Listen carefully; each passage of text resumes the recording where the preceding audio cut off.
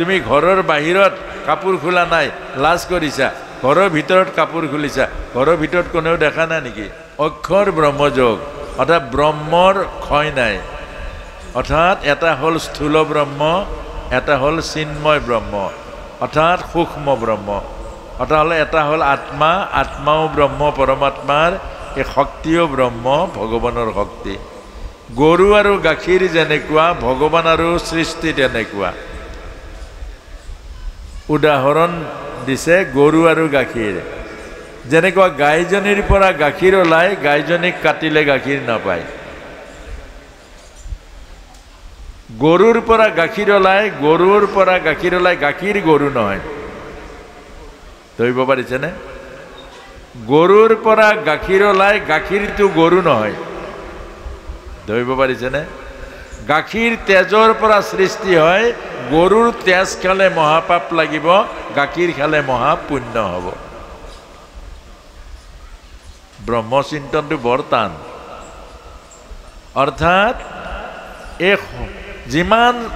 জড় পদাৰ্থ যে আমি জড় বুলি কওঁ এই খুঁটাটো জড় কওঁ নে নকওঁ এজন মানুহ চৈতন্য খুঁটাটো জড় বুলি কওঁ নে নকওঁ নহয় এই খুঁটাও চৈতন্য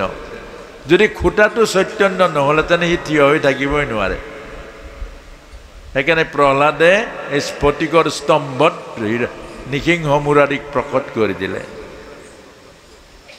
এতিয়া শিলৰ মাজত ঈশ্বৰ আছে সেইকাৰণে শালিগ্ৰাম পূজা কৰে কিন্তু সৰ্বসাধাৰণ মানুহৰ কাৰণে সেইটো শিল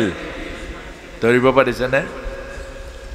অজ্ঞানী মানুহৰ বা স্থূল বুদ্ধি মানুহৰ কাৰণে শিল কিন্তু সূক্ষ্ম বুদ্ধিৰ মানুহৰ কাৰণে শিলত ঈশ্বৰ আছে অৰ্থাৎ আমাক ইদং ব্ৰহ্মময় জগত গোটেই জগতখন ব্ৰহ্মময় এতিয়া ধৰি লওক আপুনি যে খোজ কাঢ়িছে ক'ত ব্ৰহ্মৰ মূৰতে ভৰি দিছে এই আসনৰ ফালে এজন সন্ত আহিছিলে এটা নামঘৰলৈ তত্ত্বজ্ঞ পুৰুষ নামঘৰত বহি আছে আসনৰ ফালে ভৰিখন দি পালে তে গাঁৱৰ ৰাইজ আহিলে আহি দেখা পালে যে প্ৰভু হাই হাই আপুনি কি কাম কৰিছে প্ৰভু কি কাম কৰিছে এইফালে ভগৱান আছে ভগৱানৰ ফালে আপুনি ভৰিখন দি থৈ দিছে তে কৈছে যিফালে ভগৱান নাই মোৰ ভৰিখন ঘূৰাই দিয়াচোন কোনফালে ভগৱান নাই কোনফালে ভগৱান নাই কথাখিনি লটং পটং নকৰিব আই লটং পটং নকৰিব কোনফালে ভগৱান নাই সেইকাৰণে গোপীৰ বস্ত্ৰহৰণ ভাগৱতত লিখিছে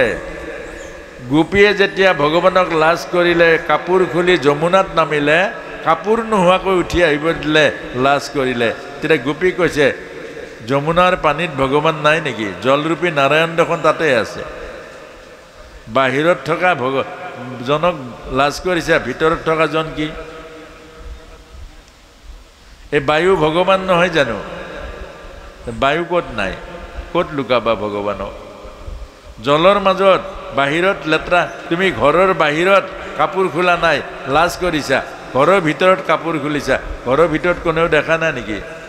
জেঠি মকৰা এইবিলাক চব আত্মাৰূপী পৰমাত্মাই আছে চাই আছে অৰ্থাৎ এইটোকে আমাক বুজাইছে অনন্ত কোটি ব্ৰহ্মাণ্ডৰ অনন্ত কোটি ব্ৰহ্মা আছে আৰু সকলোবোৰ ব্ৰহ্মই ধৰিব পাৰিছেনে এতিয়া তত্ত্বজ্ঞ যিসকল পুৰুষ সেইসকলে সকলোতে ব্ৰহ্ম দৰ্শন কৰে আৰু সেইকাৰণে দশম অধ্যায় বিভূতি যুগত ভগৱান কৃষ্ণই কৈছে যে জলৰ ৰসভাগ মই সূৰ্যৰ অগ্নিৰ তেজভাগ মই গতিকে ঘোঁৰাৰ মধ্যত অস্বচ্ছ বা হাতীৰ মধ্যত ঔৰৱত এইবোৰ সকলো কৈ গৈ আছে আৰু শেষত গৈ ক'লে মত্তপৰতৰংনাত কিঞ্চিদস্তি ধনঞ্জয়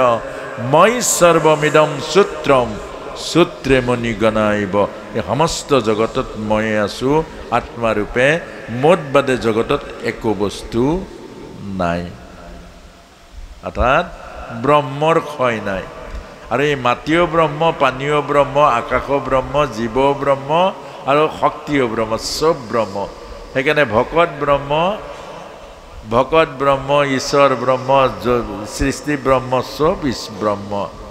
গতিকে ব্ৰহ্মৰ বিনাশ নাই ব্ৰহ্মৰ বিনাশ নাই কাগজ এখন বিনাশ নাই কাগজখন ফাটিলে মাটিত পেলাই দিয়ক মাটি হৈ যাব মাটিৰ পৰা কাগজ হৈ যাব ইদং ব্ৰহ্মময় জগত আৰু সেই কাৰণে অক্ষৰ ব্ৰহ্মত কৈছে আকৌ কৈছে যে মানুহ মৰিলে কেতিয়া ঈশ্বৰক পায় কেতিয়া নৰকলৈ যায় যেতিয়া আমাৰ সূৰ্য উত্তৰায়ণ হয় তেতিয়া মানুহ জীৱন মুক্ত হয় দক্ষিণায়ন জীৱ মৰিলে নৰক পায় দক্ষিণায়ন মানে ভোগ ভোগৰ ৰাস্তাৰে যি মানুহ যায় মৃত্যু হয় তেওঁ নৰকলৈ যায় আৰু যি ত্যাগৰ ৰাস্তাৰে যায় সি ঈশ্বৰক পায় ত্যাগৰ ৰাস্তাই হ'ল উত্তৰায়ণ আৰু ভোগৰ ৰাস্তা হ'ল দক্ষিণায়ন মানে ভোগৰ ৰাস্তা গতিকে মানুহক কৈছে ভোগৰ ৰাস্তাৰে নমৰিব ভোগ কৰি কৰি ৰোগবোৰ গোটাই নল'ব আৰু ভোগ কৰি কৰি ৰোগবোৰ যেতিয়া আহিব তেতিয়া মৰিলে নৰকলৈ যাব কেলে ঈশ্বৰৰ নাম লৈ যাব পাৰিব জানো আয়ৈ মায়ৈ কৰি যাব দেও ডক্তৰ আনো কোনোবা ওচৰত মানুহ নাই খং উঠিব গালি পাৰিব গতিকে মনটো বেয়া হৈ যাব আৰু মন যেতিয়া লেতেৰা হৈ যাব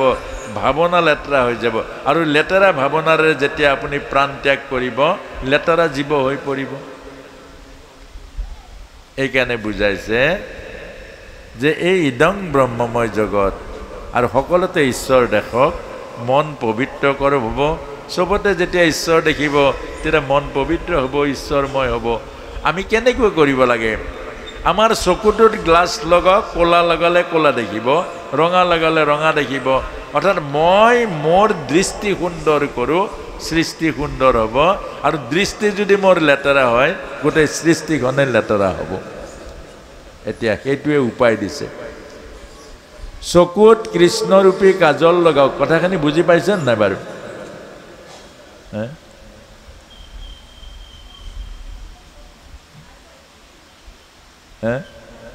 নাই পোৱা মই এনে কৈ আছো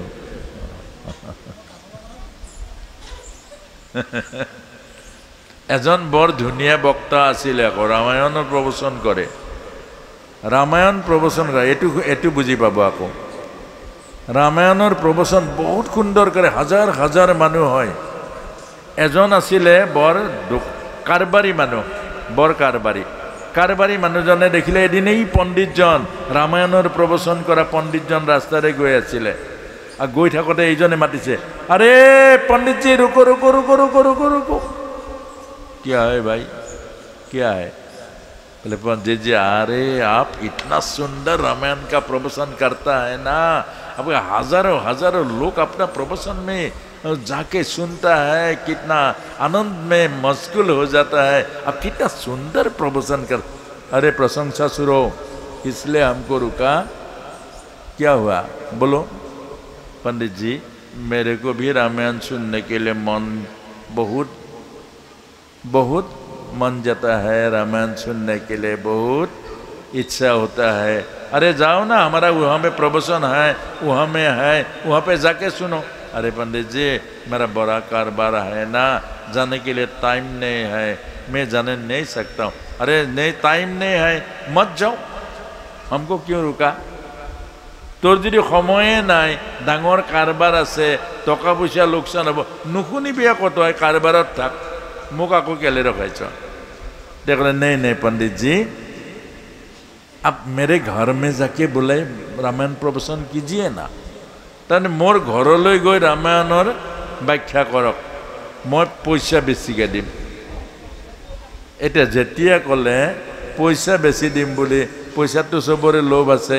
पंडिते भाविले कि जे बोर कारबारी मानु पैसा बेची दीब ठीक है कब सुनोगे रात 8 बजे के बाद में मैं जेतिया दुकान पोहार बंध कर 8टा बजार पाছত आहिम और तेतियार পৰা শুনিম গোটেই দিনটো पंडिते हामिया हेगुटाई बहि থাকে मोर निचिना मैं गोटेई दिनটো बहि থাকো আহিব আৰু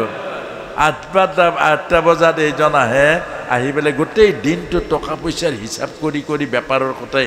আহে আহি আৰু বহে আৰু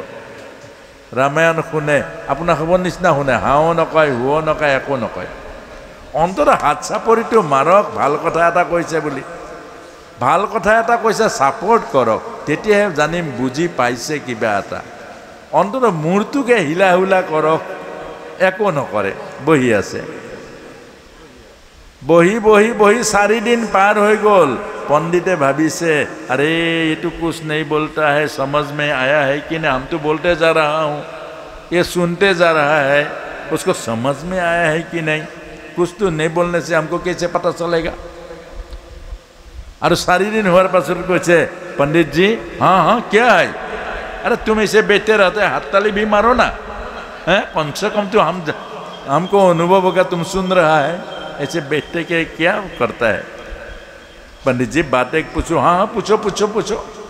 तो पूछना है तो सीखना है ये क्या समझना है पूछो पंडित जी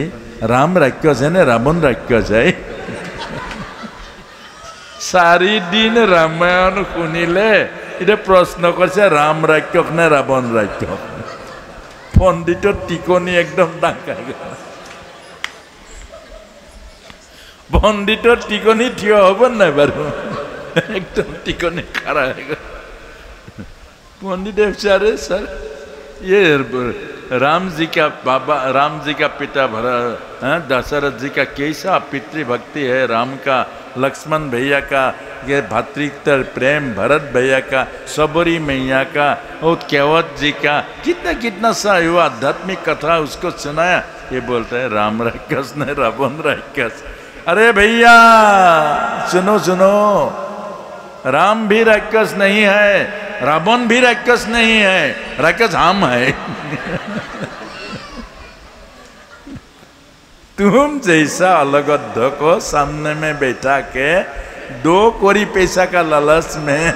ये रामायण तुमको सुना के रामायण का भी मर्यादा हानि किया और मेरे को टाइम तुम बर्बाद कर दिया